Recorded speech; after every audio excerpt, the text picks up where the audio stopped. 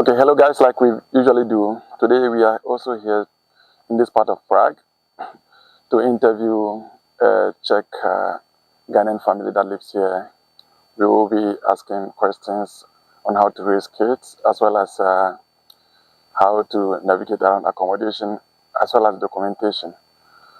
And he will be giving us his perspective on the subject matter. So we will be waiting for him to come, and then when we have our guest today, we will introduce our guest to you. Okay, today we have our guest here with us. He's Mr. Kwadwo. So thank you for being with us. Thank you for having me. Okay. So please, can you tell us a bit about yourself? Where are you from? And then As you rightly said, I'm Kwadwo. I'm from Ghana. I've been living in Czech Republic for the past 9 years. Wow, that's a long time, I guess. That is it. Wow. So do you speak Czech? A little bit. I mean, every foreigner. That's the challenge of every foreigner here. The language is a bit difficult. It's the Slavic family language, which is really difficult for English speakers. But I'm managing. I'm able to go around it, but not perfectly. So what motivated you to move to Czech? Because there are several countries. You could hear Germany, you could hear UK. What motivated you to Czech? Well, for me, Czech wasn't part of my plans. When I was at the university, I was part of this organization called ISEC. Okay. And what we usually do is to volunteer, go to other countries to positively impact on the society. So that was actually what I got myself into. And then in 2011, I got the opportunity to come to Czech Republic to volunteer here. And then, I decided to stay after working for almost 6 months in the Czech Republic. I decided to stay because I love the country, the atmosphere and everything. So I decided to stay. So what has been the challenge since? Because I know that it will be a bit of a challenge when you move here in the first 6 months from someone from Ghana, tropics, and the weather and others. What has been some of the biggest challenge you face since? Well, I asked the weather because I'm moving from a hot climate area to a very cold place was a bit of challenge, and I was able to settle in so fast with the help of people that I came to meet. Having the right clothes, having the right shoes, and also being able to get yourself to get used to the weather fast. That was what happened to me. So the weather is the biggest challenge first. Yes, and then the weather was a challenge, but the main challenge was the language. Yeah. The language, because 9 years ago when I came here, few people spoke English. Few people and even still the same thing. Few people speak English here. They really don't, want to communicate with you in English, especially when you go to the government offices. Yeah. They always will tell you that the official language here is Czech, and the language is a bit of difficult. Trying to learn the language is really, really difficult because it's difficult. It's very, very difficult. It doesn't follow any of the English pattern way of learning, so many of the English speakers here find it very, very difficult to learn the language. And so that is the biggest challenge. Come to think of it, you have a situation where you go to the shop, or you go to the government offices, or you meet the police or whoever, and the person tells you that I don't speak English, the official language is Czech, so let's speak Czech. You cannot speak it. So it makes you very, very difficult in trying to communicate your way around here. Yeah. It's kind of difficult. Even what I have also realized is that when you go to the foreign police, where they are supposed to meet, their job is supposed to meet foreigners. Yet when you go there, they don't also speak English. What they will tell you is that the official language is Czech. So how do if you are supposed to work with foreigners don't also speak Czech. So it means that how do someone who doesn't speak English or doesn't speak any foreign language work for someone who is a foreigner? Exactly. So for me, the best way to go around it, even till date, is to always find somebody who speaks Czech, either for free, you can engage your friend, or you can pay a translator who will go with you, and you pay this translator per hour to go help you translate, because they were never going to speak English. Some of them understand, but for them to, and for them to be at the safer side, they have to communicate in a way. But I agree with you. As a foreign or alien police office, they should have somebody who speaks, English and other languages that foreigners that speak. Foreigners do speak. Yeah. So these are the biggest challenges. Yes.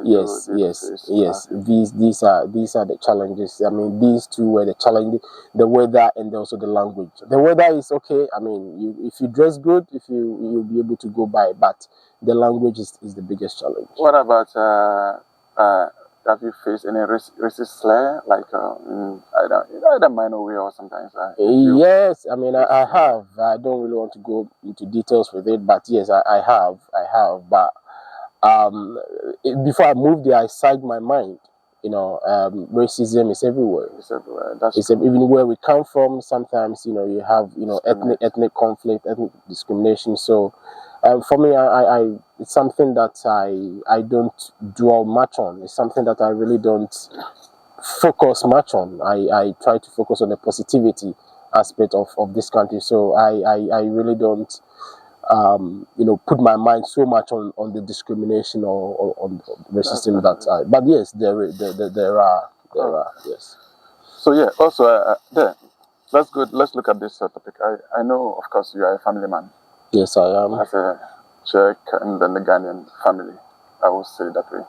So how has it been in terms of raising kids, and of course the kids are mulatto, and also in terms of raising kids with schooling and other difficulty that one has to go through. So if you can share with us your experience. So for me, I've got two kids, a boy and a girl. And I would say, luckily for me, somehow their mom is Czech. So anything relating to school, anything relating to any official thing, their mom takes care of it. So I really don't get involved in much in how some of these issues are resolved in the schools or the hospitals, or anything relating to the officials. Their mom takes care of it, so I really don't get involved in some of these things. So because I've heard incidents of expat who moves here, or maybe people who are different, what they call, for instance, most black people or black families, when they are looking for kindergarten or they are looking for school placement, it's really a challenge for them, because you go to the school, they will tell you it's full. Not just because they don't want to tell you that they will not accept you, but they will only tell you the school is full. So if they tell you it's full, how do you know if they are really trying to prevent your kids from attending that school? Yeah, so as I told you, for me, I've not really experienced this, because the mom of my kids is also a teacher, so she also knows, she has friends, so it's easy for her to navigate around some of these things. But I've heard stories from friends who 100% black family here, who sometimes go to some of these kindergarten, and again it gets down to discrimination. The kindergarten is not full, but they will tell them that it's full because legally the school is not supposed to excuse me, the school is not supposed to take them until they are 6 years old. Okay. So they will have the excuse that is full. So either you find yourself a private kindergarten, a private kindergarten, or you try to homeschool your kid yourself, which is much of a challenge, because if both parents are working, then they are going to find it very, very difficult to be able to navigate themselves around this. But some of them are also finding it easier, because some of them are also not facing some of these issues, and I think it also depends on where you are located, where you live. And so it's 50-50. But again, the main challenge for you raising your kids within the school system, it's basically the trying to again communicate with the school authorities. Again, they will not speak English; they will speak Czech. So if your kid has any issue with within the school and you have to resolve it, you have to go there with a translator or someone who speaks English. Then the person will translate. Again, sorry. Yeah, I understand. So how does it also work? Like a daily routine of a parent, like a parent with kids, like from the morning, or whether they go to playgrounds. How is it like being a parent and trying to raise your kids for them to also have like the normal, like childhood that everyone wants to dream? So let me take you back to the school system. So by 7:45, the kid has to be in school. Okay. And so as a parent, you have to make sure that your kid is or your child is in school by that time. Now, the punishment here is not like they punish the kids, but if the kid does anything wrong, whether the kid is not in school or the kid is not behaving well in school, they tend to warn the kid through the parent. And if nothing is done, then they refer this case to the social office, where your kid can be taken away from you. Your kid can be given bad marks, which will affect the child's progression to to different schools. Talking about the social life of the kid, there are a lot of playgrounds here. Yeah. So it's very easy to it's very easy to get your kid a place, recreational place to play. And always there should be an adult, to monitor the kid. It's different from when we were kids, growing back home in Ghana. You could easily go out and play with your kids alone. And house, exactly. And play with every, exactly. Go play alone. If you get hurt, you come home crying. Yeah. But here, the kid always has to be monitored by the parent. And because again, if anything happens to the kid, the parent is held responsible. Makes it more difficult because again you have to make sure that the kid is always safe. Okay, so how is it? How is the accommodation? How is it? Is it difficult in getting accommodation as a foreigner? What are some of the challenges that people go through, or for based on some experiences you have had, and also what you have heard from friends and other colleagues that have been looking for accommodation? What are some of the challenges you've heard them facing, or maybe what have been some of your experience with regards to getting accommodation? Well, when I came here 9 years ago, getting accommodation wasn't difficult at all. I mean, there's nothing like discrimination, or there's nothing like separating the foreigners from the locals. Yes, I've been to other countries. I mean, if you go to London, you find a lot of the blacks in a certain community. In Amsterdam, you find yes, but like Belgium and also exactly. Yeah, but here it's never like that. We are all mixed up in the communities. And so it wasn't difficult. I mean, you go to where the adverts are placed, you call the owner, and then they do a little bit of background check. They ask you what you do here, your work and other things. I mean, it's just common sense to know who is coming to live in your. Well, that is actually that's true. Background checks is quite important. Exactly. You need to know really the person who is coming to live in your exactly, and also the ability of this person to pay the monthly rent. So yeah, I mean, if you're able to go through that, definitely ask about your job. Yes. Ask also about or education and other stuff. Yeah. Exactly. Yes. So that is it. But now with the issue with the Ukrainian war, they took in a lot of Ukrainians here. I mean, because of the language and everything, so a lot of them are here, and that made it really, really difficult. There's a shortage of accommodation right now, and so it's not as easy as it used to be. But again, there is nothing like discrimination. Or I've heard one or two issues where some foreigners or some black people went to some and owners told them that we are not going to. But that is not But for me, something that. sometimes, yeah. For me, I do understand some of them. If maybe a landlord decide that, okay, I don't want to pick up a foreigner, maybe he doesn't speak the foreign language. It could be, or Exactly. it could be, or it could also be discrimination. Yeah, yes, but it could also be that the person doesn't want. Signing the contract, you have to communicate with the person. And secondly, when you have something that you want to communicate with the person, you communicate in Czech language. So if the person doesn't speak Czech, how will you communicate with the person? Exactly, That's but yes, yeah. but again, could be one side of it. yes, but again, I don't want to be thinking for this person, but to tell somebody that you don't want to give your apartment to this person based on the person's color is purely discrimination. Usually on the surface. So in the advert, they don't say color, but they only indicate that they don't. Maybe the person doesn't want foreigner. So yes, but I'm just saying that I'm giving an instance where a friend of mine, went to an apartment that was being rented out, and after the landlord seeing this friend said openly that I don't want to give my apartment to people like you. But this is just one out of a million, case. And so if you ask me, is there any discrimination here regarding accommodation? No, I would say no. I've not had any, bad experience apart from this one, which my friend told me. Okay. So, to take it on a larger... That's just pocket of issues that one or two things people like you say. It's not like quite often that you hear that. No, no. And issue with accommodation, it used to be cheaper here. A bit. Yes. But now accommodation rent is really skyrocketing.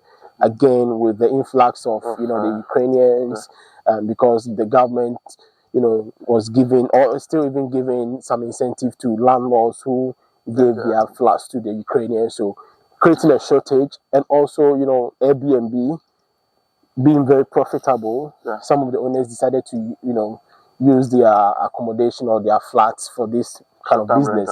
So which has created some sort of shortage, making the price of accommodation increase. It's like it's a basic economic sense. Exactly. When there's huge demand, huge demand, and the supply is less, so definitely prices will skyrocket. Exactly. Understand. So let's go now back to also like with the kids. So based on your experience as a child in Ghana, how you got educated, can you compare the kind of education, if you are satisfied with the way your kids are getting tuteled in the school system as compared to what you went through? Well, I would say it's a bit different here. It's more practical. It's more the kind of education that they are giving them here. It's more practical. The teacher, I've had a chance to, observe the classroom teaching of my child, and I realized that the teacher gets all the kids involved, and so it's a bit different. But I think now education in Ghana is also changing, especially if you go to the private schools. It's changing. So of course you have to pay a lot of money to get your kid into a private school. But I think there is also some level of high education standard in Ghana. If you're in a private school, the same as my child is getting here. But the only difference is that here it doesn't matter where you are schooling. My son is going to a government school, and he's getting really quality education without paying a dime. So that is the difference. If you want that kind of quality education in Ghana, you have to really, really pay a lot of money to take your child to a private school. Wow. So yes, like we were talking about accommodation. So these are kind of a bit of a challenge, but of course we know that before it was quite cheaper, and now due to the influx and things skyrocketed. So as a foreigner, or maybe, what are some of the things that you look for if you are looking for accommodation, like location? Is it like in the middle of a city center, or you have some kind of specific specification? Well, personally, I wasn't looking at any fancy area. I was just looking at an affordable place. Okay. But of course, I'm always looking at a place closer to schools, a place closer to the transportation, stops, like the metro stops or the bus stops. where I can easily commute from my home to work and then to school, and because here again the child has to go to the school within the locality. Yeah. It's not like in Ghana where, let's say, you live somewhere in Legon, East Legon, and then your child has to go to school down Suma. No, if you live within East Legon, you have to school in East Legon. So here the same thing. So I live in Prague 4. I've been living in Prague 4 for the past 9 years since I came. I've not moved. I've been moving from different apartments to different. But within Prague 4, because of the fact that the nature here is beautiful. We've got some small forest here, as you can see. Yeah. It's very nice. It's very healthy for breathing. Two, the flats were quite cheaper compared to other locations. Yeah. Yes. Third, the transportation from here, it's also very, very easy to access. There is a bus stop, there is the metro, there is so it's easy for me to commute from here to wherever that I'm going within Prague. So there was no need for me to live in the city center, where it's also crowded and more expensive. And then besides, it's noisy, and that is for me for accommodation. I think it's like a stage of life. Yes. For instance, when you are young, you for exuberant. There are some activities you want to do, and you would like to do where they are close to you. As time goes on, you are growing. Your tastes start to change. First, maybe you are around 20, or of course, you will love to live in Prague 1, Prague 2, where you can party during the weekends at night. But with time, you realize that, okay, no, there's noise, there's a lot of stuff. You don't want somebody you want to have, some opportunity to think and that stuff. You want to move outskirts. Yeah. When you have a family, it's also a different thing. Yeah. Because when you even have a baby, you need to go for a walk with the baby, and every time the baby needs to have a fresh air. No. So living in Prague 1 sometimes is not ideal for you. You would never like to even live in the middle of city center. You would like to live in outskirts a bit, where there's nature, where you can have what the most important people do consider for me. I do consider a lot is transport system. Exactly.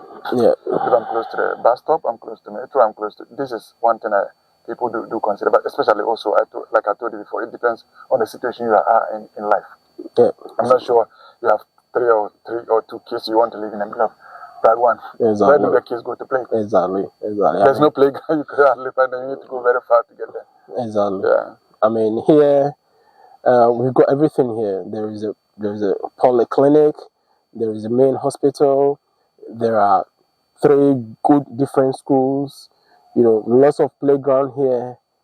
Everything that you need to raise a family, you have it here. So I mean, again, as I said, I've been living here for almost for 9 years, moving from different flats to different flats until I got the opportunity to get a mortgage to get my own place here. So I'm going to live here for forever. I guess so. It's amazing being here.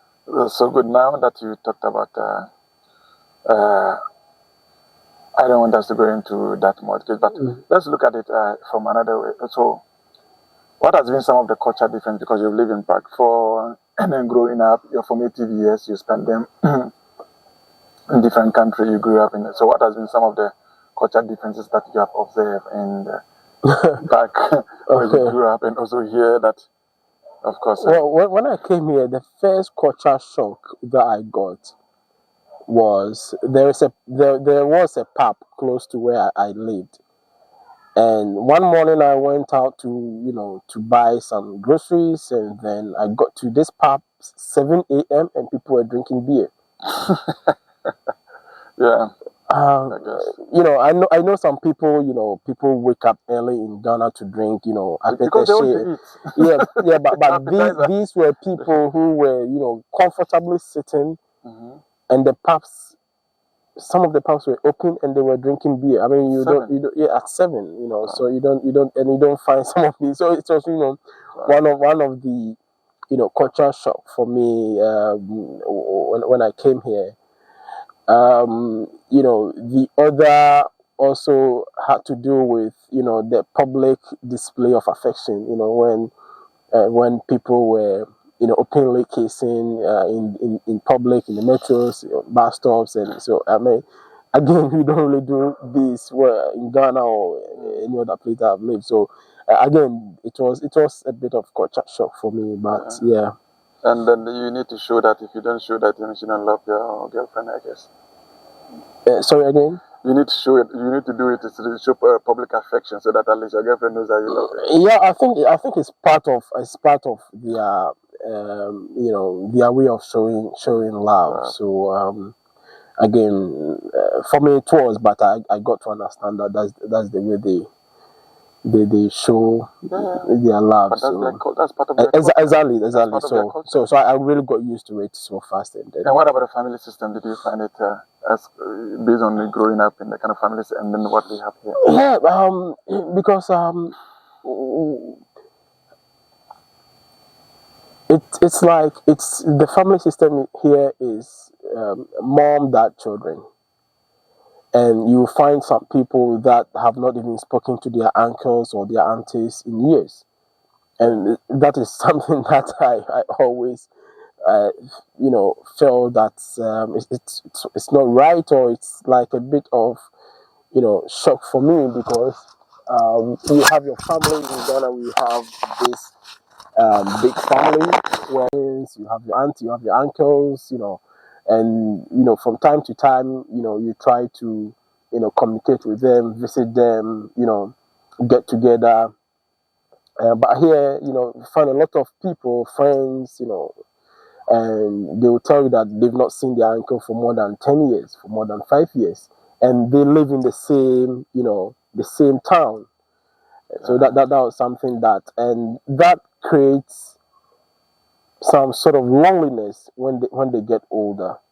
And I've seen a lot of people here who I've tried to have some sort of communication with, and they tell me that they are very, very lonely right now, and they don't have anybody, and they are just waiting for the social office to come get them when they are sick or something, to take them to the seniors home. Wow. And at that point you feel that the sort of sadness in their voice, how sad they feel, because they feel so lonely. Because actually, it's quite common to find people here that old ladies who go to shop on their own. Exactly. Yeah. Meanwhile, in our culture, it's usually a different case where you have your grandkids and also some kind of because we live communal life. Exactly. Yes. We have the sense of communality where even your neighbor is considered as a family, and so that kind of people even sort of help the old people around. If you're going to fetch water, they need something, they do it for them. And also with regard to food, people cook and they give it to you. So, but here, the old lady has to go shop. You see them struggling and pushing some kind of a small cart, like a support for them. Like they push and they go to buy food, get home, come to cook. That's one. So, in our case, we live that sense of that communal life, where in the community we consider our neighbors or friends as even part of our family. So when we have old people, even they don't need to cook. We do cook for them. And but here, the old lady has to go to shop. You see her struggling to walk. She doesn't. Maybe she has siblings, or not even siblings. She has grandkids, or she has some relative, but they don't really visit. You hardly see them. And then, what about your neighbors? You talk to them. You have barbecue together. You get a chance of having barbecue together. Talk to them or your kids. Neighbors. I mean, you can't be in your flat for more than the whole week, and you not even see your neighbor. I mean, unless maybe you meet in the hallway. That's exactly, and then you greet each other, and then and this could probably happen maybe once a week, or so.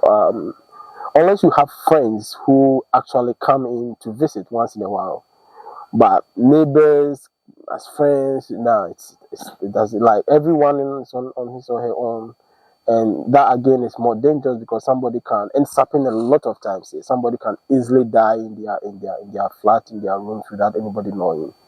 Unless the smell start coming out before. So yeah, we live a life of I would say an individual kind of life. Here it's you, your immediate family, and maybe if you are lucky, some one or two close friends. So as we're talking about families and neighbors and like, so do you have some, as a foreigner who lives here, some kind of social support system with be it friends or relations, people that you get a time to meet sometimes, sometimes you get to meet and also share stuff, because really living here as a foreigner, you will really need a social support. You need some kind of support system that you need because you are brought up in a different culture, entirely different, and you will be having difficulty in that kind of lonely life. Of course, for them, for the Czech people, it's normal to them that they grew up in that and they know how it is. But for us, it's going to be difficult. So how do you deal with that? I would say, unfortunately, we don't have anything like that. We don't have any organized, social system here for we the foreigners. Once in a while, we organize, some barbecue, that's like once in a while, 3, 4, 5, 6 months, once we get together and then, we share some food, some meat, and then some drinks, but that's like once every 3 or 6 months. Yeah. There is a popular place that we usually go. The barbering shops. There are kind of 2 main barbering shops here for the African community, and I think now it's 3 now. 3 now. Okay. So if you go to these shops to cut your hair, then you can you meet other brothers, mainly brothers, because our sisters don't usually come there. So you meet brothers, and then you can talk politics, you can talk social issues, spend 1 or 2 hours there, and then you go home. Again, this probably will happen maybe once every or twice every month. I'm not sure that you cut your hair every exactly. But talking about that, it's a good idea if we could have some kind of a group thing which will be going on every week.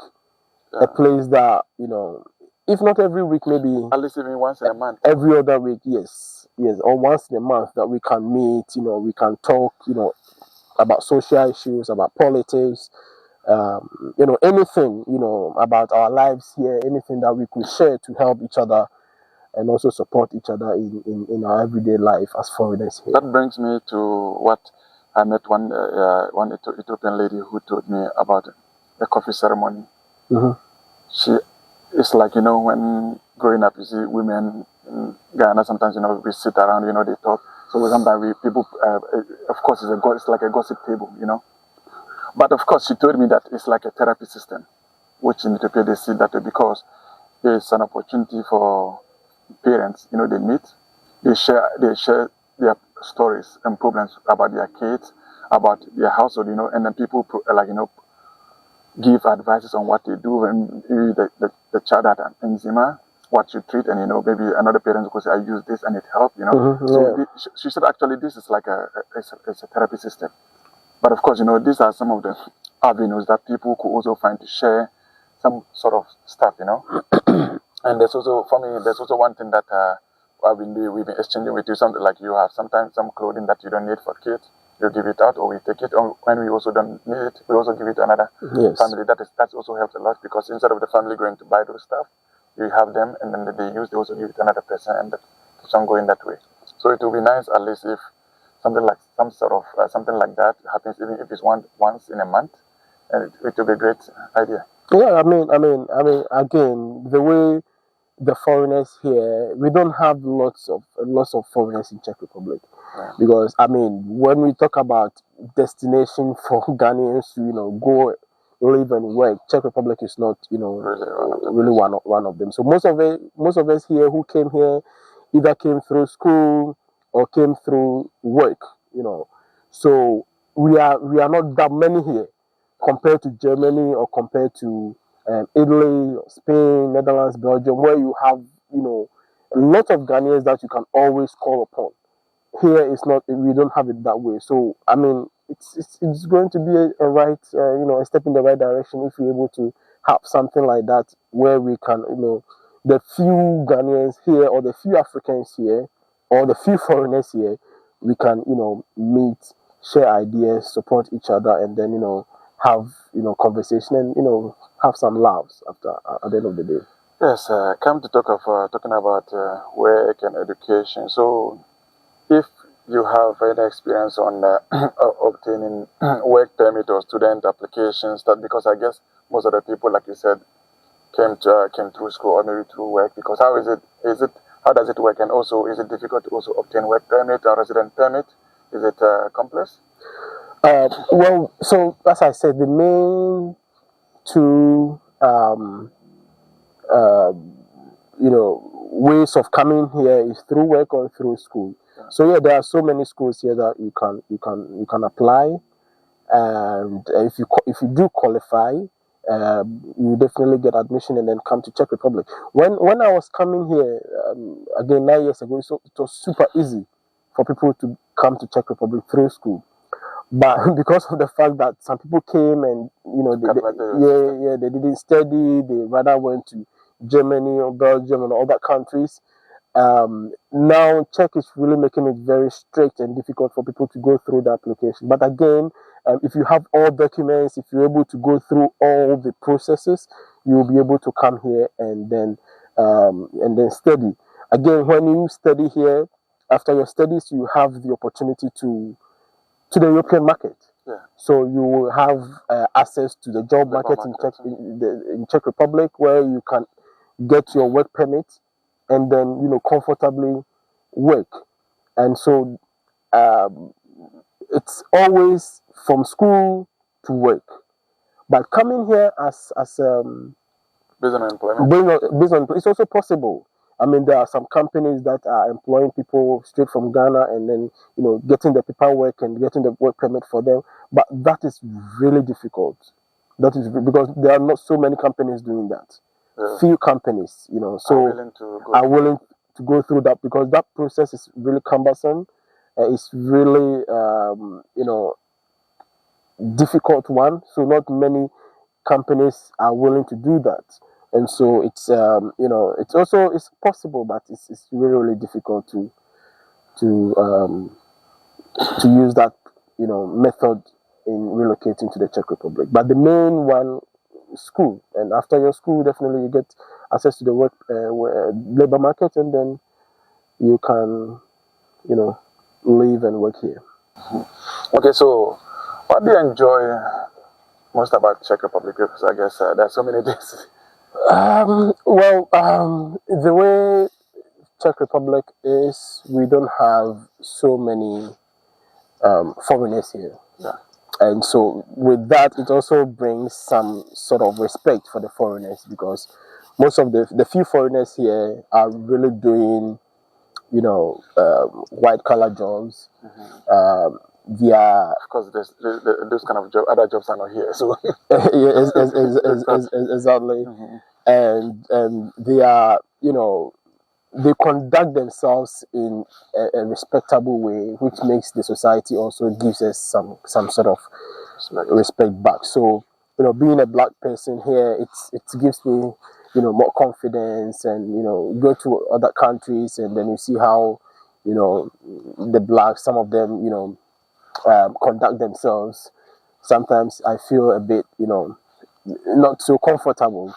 But here it's not like that. The second thing is, if you have the right qualifications, you definitely get a blue collar job. You definitely get a white collar job, because the blue collar jobs are not really available to foreigners here. So, but if you have the right skills, the right education, you get a white collar job to do, and where you can comfortably earn some good money, as well as work. And then also, again, the system is also not entirely discriminatory, openly discriminatory. Exactly. So it's easy for you. Openly. Yes. But structurally. Yes.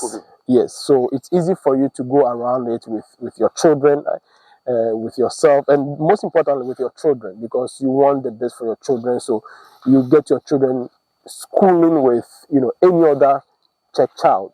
It's not like, you have them pushed to a certain area and then where it's only foreigners that are, being taught there. But you have your child having the same kind of education with other, Czech children. And for me, at this point in my life, family is ultimate. So everything about my whatever I enjoy, whatever that I feel, as a priority in my life, is about the children. Yeah. And so once they are getting the best, any other thing secondary to exactly.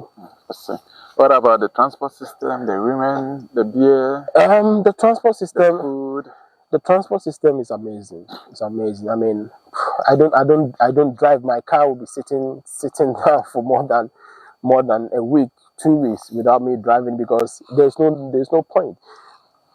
3 minutes for my place there is a bus stop, which commutes every 5 minutes to where I work, and so there's no point for me to burn fuel. Yeah. Go through the traffic to get to work. And so transportation is really good. The food is also amazing.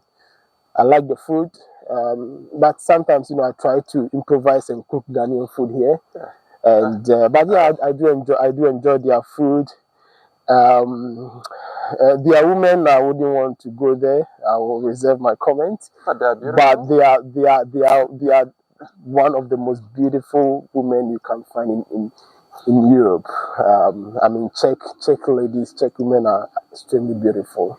Oh, okay. And they are also, I mean, depending on your experience, some people have bad experience. Others have good experience. Others have good experience with That's them. For sure. The beer, I mean, Czech has one of the best beers in the world. And beer is so cheap that sometimes it's cheaper to buy a beer than to buy water. But I guess from next year it's going to be more expensive because there's some kind of VAT that has been added to it. In 2024 there will be some change in VAT. Oh, okay. Yes. I've not heard about that. Food stuff will be cheaper, but drinks and alcohol will be more expensive. Okay. I've not heard about that. Yeah, I get those news from Expert News. Oh, okay. Yeah. Let's see. Okay. So, what advice will you give to someone who intends or who is planning to move to Czech Republic? If you are planning, moving to Czech Republic, the first thing that I would say is that you should have the right qualification to work in a white-collar job environment, because the blue-collar, the cleaning, you will not, as a foreigner, you will not find that warehouses, those kind of. Yes, you can find some warehouses, but these are extremely difficult. You work under extremely difficult conditions, which you cannot, work permanently. I mean, I've had some friends who went there, and the first day they decided to run away because it's really, really difficult. Yeah. But so, and the second thing is that the system here does not, the social system here does not support us that much in terms of, getting money to support the children. It's not that much here. So something that you should also consider, because I learned in Germany, in Belgium, in Netherlands, they give the children some kind of support. Here they give us some sort of tax incentives, which is not that much. So again, you should consider that as well. And also the language, it's extremely difficult, so it's something that you should also consider, trying to relocate here. It's possible. I mean, if people have been able to do that, but it's also possible for you to relocate. But again, you want to look at the job that you do, and also what else that the main reason that you want to relocate here. I see. So, are there some people that you would like to say hi to, and then? I mean, for me, no, I mean that's what I always do. I always try to just cut it short. It's not about who I want to greet, but I mean to everyone who will be watching me, who knows me, I say hello to you all, family, friends. Yeah, that is it. From the school? No, I didn't, No, this is not the school. I didn't go So to they just- other college. I went to St. Augustine's College, and yeah, to all my mates. Yes, I guess in From Ghana, St. high Augustine. school is like very important to everyone. Exactly. And more than even the university, you know? Yes. Yeah. Everyone is proud of his high school. Yeah. Okay, guys, thank you so much for your time. Please do subscribe and share. Kwadwo is going to be a regular panelist on our next plan. That is, we'll be having a podcast with regards to culture, like general about life in Czech Republic, not only in life in Czech Republic, also in Europe. We'll be having a regular podcast videos that will be coming very soon. And Kwadwo also have a project that is going to embark on, which is going to be based on regular conversation in the barbering salon. So the perspective of people who come to meet to share some kind of social thoughts and opinions on politics. And thank you.